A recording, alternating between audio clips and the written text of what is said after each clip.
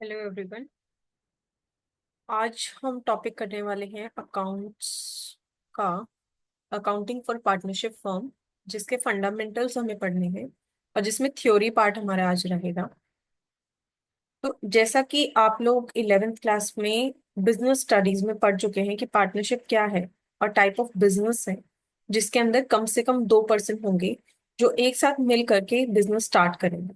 So basically अगर आप partnership act 1932 के अकॉर्डिंग इसकी डेफिनेशन देखते हो, तो इसके अकॉर्डिंग डेफिनेशन है partnership is the relation between persons who have agreed to share the profits of a business carried on by all or any of them acting for all. So basically इस definition के अंदर ही आपको partnership के features के बारे में पता चल जाता है कि क्या क्या फीचर्स हैं पार्टनरशिप की। सो बेसिकली अगर आप इसमें देखते हो तो पहली बात तो ये कह रहा है कि कम से कम आपके पास 2 पर्सन तो होने ही चाहिए बिटवीन द पर्सन्स है। तो अकेले पर्सन अकेला अपने साथ तो नहीं कर सकता एग्रीमेंट। सो कम से कम 2 पर्सन इसमें होने चाहिए जो कि कोई ना कोई बिजनेस कर रहे हैं, बिजनेस कैरिड ऑन। और इनमें से ऐसा भी हो सकता है कि कोई एक है जो सबके बिहाफ पे बिजनेस कर रहा है, या तो ऐसा हो सकता है कि ये सारे के सारे मिल करके बिजनेस कर रहे हैं। ठीक है, और साथ में इसमें जरूरी चीज है कि प्रॉफिट शेयरिंग होना जो है वो मस्ट है कि बिजनेस में प्रॉफिट शेयरिंग तो होगा ही होगा। अगर हम कह रहे हैं कि दो लोग हैं एक साथ मिलकर के कैपिटल कंट्रीब्यूशन किया, लेकिन उन दोनों में से बी को कोई प्रॉफिट नहीं मिलता, सिर्फ अकेला ए है जो प्रॉफिट ले रहा है, तो इसकी इसमें प्रॉफिट शेयरिंग नहीं है, तो इसको हम पार्टनरशिप नहीं कह सकते। ठीक है, तो इसमें हम थोड़ा ये मान सकते हैं कि बी ने काइंड ऑफ लोन दे रखा है उसको। ठीक है, लोन दिया या हेल्प करिए, बट वो पार्टनर तो नहीं कहलाएगा क्योंकि उसको प्रॉफिट शेयरिंग नहीं हो रही है। ठीक है। अच्छा जी, इसके अंदर अब आगे हमें बता रहा है कि इसमें बेसिकली 3 टर्म्स हैं जिसका हमें ध्यान रखना है। पहली टर्म है पार्टनर्स किसको कहेंगे। सो बेसिकली वो पर्सन्स जो कि पार्टनरशिप बिजनेस को कर रहे हैं, उन पर्सन्स को हम कहेंगे पार्टनर। ठीक है, और वो जो लोग जो भी बिजनेस वो कर रहे हैं, जो भी कलेक्टिवली उन्होंने फर्म बनाई है, उसी फर्म को हम, जो भी फर्म का नाम होगा तो उसको पार्टनरशिप फर्म हम कहेंगे बेसिकली। ठीक है, तो वो आपका यहाँ पर आ जाएगा। तो दो चीजें हैं, एक पार्टनर है और एक फर्म है।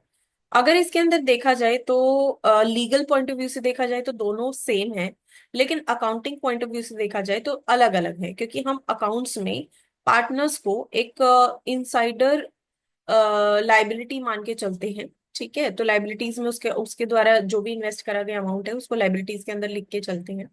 So basically accounting point of view से दोनों अलग अलग हैं, लीगल पॉइंट ऑफ व्यू से सेम है कि अगर फर्म के ऊपर कोई भी लीगल एक्शन होता है दैट मीन्स वो पार्टनर्स के ऊपर लीगल एक्शन हो रहा है। ठीक है, सो नेक्स्ट आते हैं इसकी कैरेक्टरिस्टिक्स में। तो जैसे कि मैंने आपको कुछ आइडिया दे दिया है कैरेक्टरिस्टिक्स का, तो कैरेक्टरिस्टिक्स बेसिकली क्या है। सबसे पहले कैरेक्टरिस्टिक है कि कम से कम 2 पर्सन होने चाहिए पार्टनरशिप के अंदर, मिनिमम 2 पर्सन होने ही चाहिए। और साथ में इसमें एक छोटी सी बात और एड ऑन है। जैसे पहले क्या होता था कि पार्टनरशिप में मिनिमम 2 और मैक्सिमम 20 पर्सन हो सकते थे, लेकिन अभी इसको चेंज कर दिया गया कंपनीज एक्ट 2013 के अंडर। इसमें मैक्सिमम जो है वो 100 पार्टनर्स हो सकते हैं, जिसको सेंट्रल गवर्नमेंट प्रिस्क्राइब करेगी। लेकिन करंटली अगर देखा जाए तो रूल नंबर 10 के अकॉर्डिंग मैक्सिमम पार्टनर जो है 50 हो सकते हैं। तो अभी के लिए हम याद रखेंगे कि पार्टनरशिप के अंदर मिनिमम 2 पर्सन हो सकते हैं और मैक्सिमम जो है 50 मेंबर हो सकते हैं। तो हमारी जो सेंट्रल गवर्नमेंट है उसके पास राइट होता है कि वो इसको बढ़ा करके 100 पार्टनर्स तक अलाउ कर सकती है। ठीक है, नेक्स्ट है कि ये जो पार्टनर्स है इनके बीच में कोई ना कोई एग्रीमेंट होना चाहिए। ठीक है, एक एग्रीमेंट होना चाहिए जिसके अकॉर्डिंग वो जो भी है कैपिटल इन्वेस्टमेंट जितनी भी है उस पर जो भी इंटरेस्ट मिलना है, या फिर किसको इंटरेस्ट दिया जाना है किसको इंटरेस्ट नहीं दिया जाना है वगैरह वगैरह, सब कुछ सेटल डाउन किया जाएगा। ठीक है, ओके। इसके बाद आपका आता है लॉफुल बिजनेस।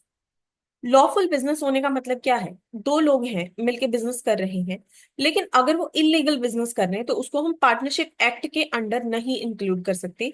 इसलिए पार्टनर्स के बीच में लॉफुल बिजनेस होना चाहिए कानून के अकॉर्डिंग।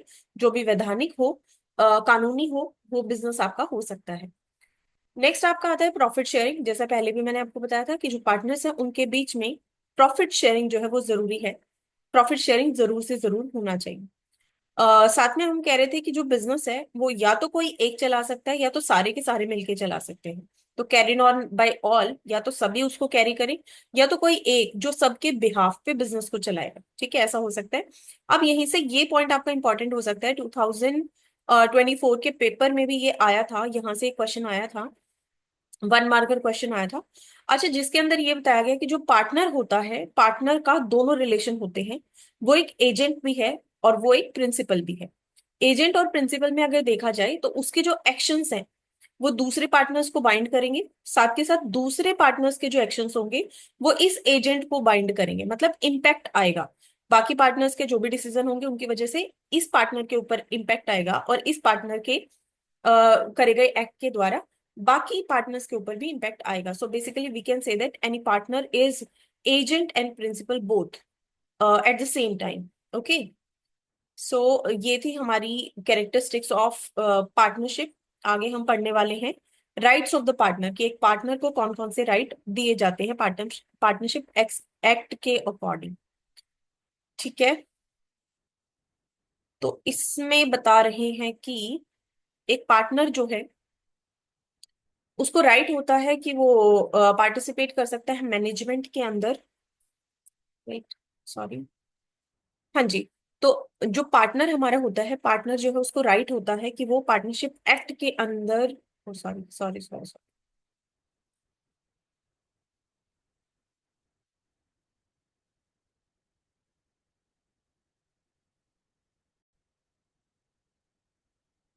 तो नेक्स्ट टॉपिक हमारे है rights of the partner. Partner को क्या क्या राइट मिलते हैं। तो सबसे पहला राइट है every partner has the right to participate in the business, कि बिजनेस में पार्टिसिपेट कर सकता है। ठीक है, बिजनेस में पार्टिसिपेट कर सकता है, उसके मैनेजमेंट में पार्टिसिपेट कर सकता है। दूसरा राइट है कि जो पार्टनर है उसको राइट मिलता है कि वो बिजनेस से रिलेटेड जो भी अफेयर्स हैं उनमें कंसल्टेशन कर सकता है, कंसल्ट कर सकता है कि क्या ठीक होगा क्या गलत होगा।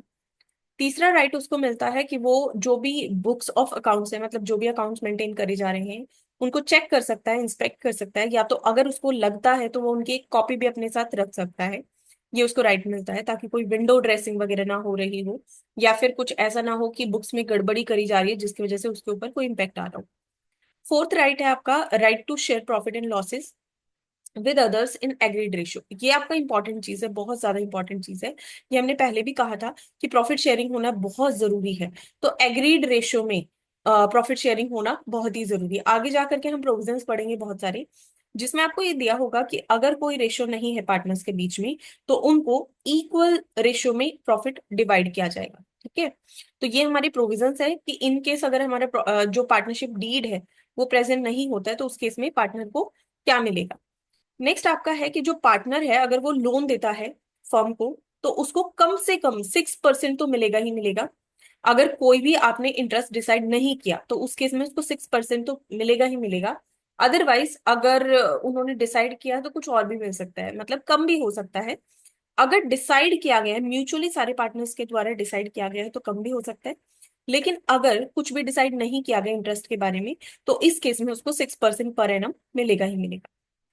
इन केस ऑफ इमरजेंसी कोई भी पार्टनर जो है वो फ्री है कि वो अपनी बेस्ट जजमेंट के अकॉर्डिंग डिसीजन ले सकता है, और अगर उस बेस्ट जजमेंट के अकॉर्डिंग कुछ एक्सपेंसेस भी उसको इनकर हुए तो उस केस में उसको इंडेमनीफाई किया जाएगा, मतलब उसको पेमेंट उसकी मिलेगी। साथ में कह रहे हैं partner has a right not to allow the admission of new partner, किसी नए पार्टनर के एडमिशन को वो डिनाई कर सकता है कि कोई नया पार्टनर नहीं आएगा। जब तक सभी पार्टनर एग्री नहीं होते इस चीज के लिए तब तक कोई नया पार्टनर जो है एंटर नहीं कर सकता। अगर बात करें रिटायरमेंट की तो कोई भी पार्टनर जो है वो एक प्रॉपर नोटिस दे करके और फर्म से रिटायर हो सकता है।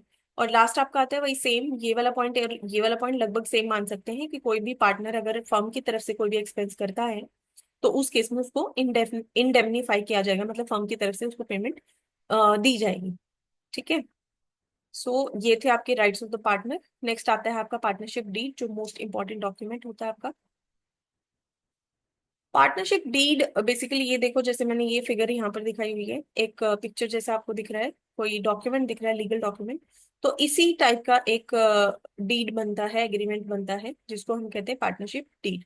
इसके अंदर सारे पार्टनर्स के बारे में लिखा होता है, फर्म के बारे में लिखा होता है, सारी कंडीशंस लिखी होती है, पार्टनर्स को क्या मिलेगा क्या नहीं मिलेगा।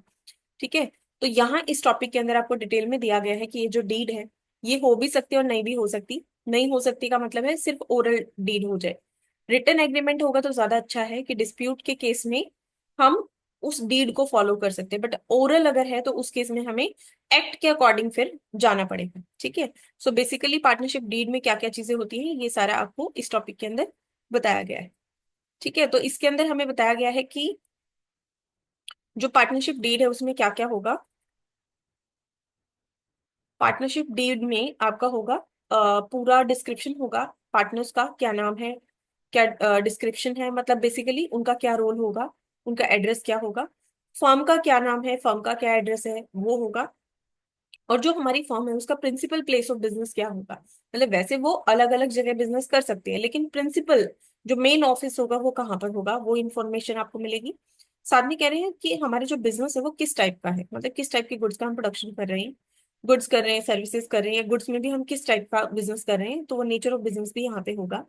हमारी जो पार्टनरशिप है उसकी कमेंसमेंट कब हुई है, मतलब शुरुआत कब हुई है, तो शुरुआत कब हो रही है पार्टनरशिप की वो डेट आपको मिलेगी।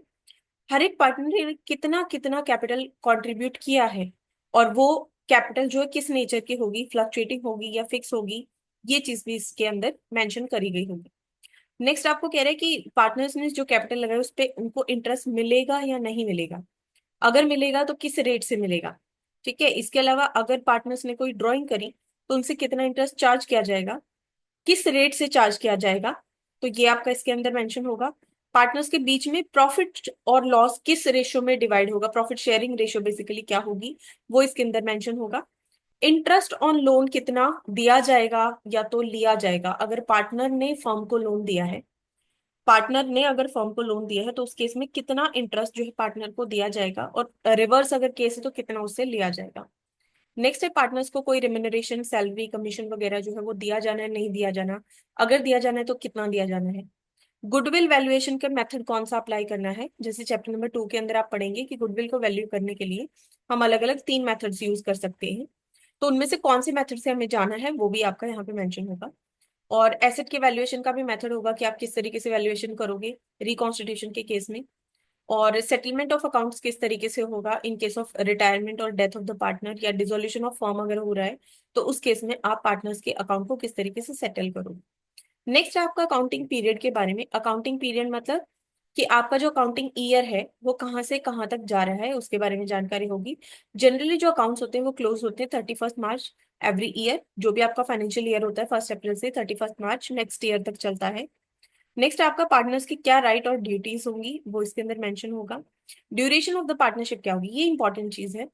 ड्यूरेशन ऑफ पार्टनरशिप का मतलब क्या है कि आप डिसाइड कर सकते हो कि पार्टनरशिप आपको कितने चलानी है। एक कोई स्पेसिफिक पीरियड हो सकता है, जैसे मैं अगर डिसाइड करूं कि हम 3 पार्टनर हैं और हम डिसाइड करते हैं कि 4 साल के लिए हम चलाएंगे, तो आफ्टर 4 इयर्स या आफ्टर अ पर्टिकुलर डेट वो पार्टनरशिप फर्म जो है ऑटोमेटिकली डिसॉल्व हो जाएगी। या फिर एट वेंचर हो सकता है या फिर एट विल हो सकता है। वेंचर में बेसिकली कोई प्रोजेक्ट आपको मिला हुआ है, उस प्रोजेक्ट के लिए या किसी पर्टिकुलर काम के लिए आपने पार्टनरशिप करी, जैसे वो काम पूरा होता है तो पार्टनरशिप खत्म हो जाएगी। और एट विल का मतलब है जब तक आप चाहें तब तक चला सकते हैं, जब आपका मन होगा तो उस टाइम पे आप सारे पार्टनर्स मिल करके फर्म को बंद कर सकते हैं। नेक्स्ट इसके अंदर आ जाता है कि बैंक के जो भी अकाउंट्स हैं उनको कौन ऑपरेट करेगा, क्योंकि सारे पार्टनर्स तो कर नहीं सकते। किसको आप सिग्नेटरी अथॉरिटी बनाओगे, एक पार्टनर करेगा या फिर कुछ पार्टनर जो है मिलके करेंगे वगैरह वगैरह भी जानकारी इसके अंदर होगी।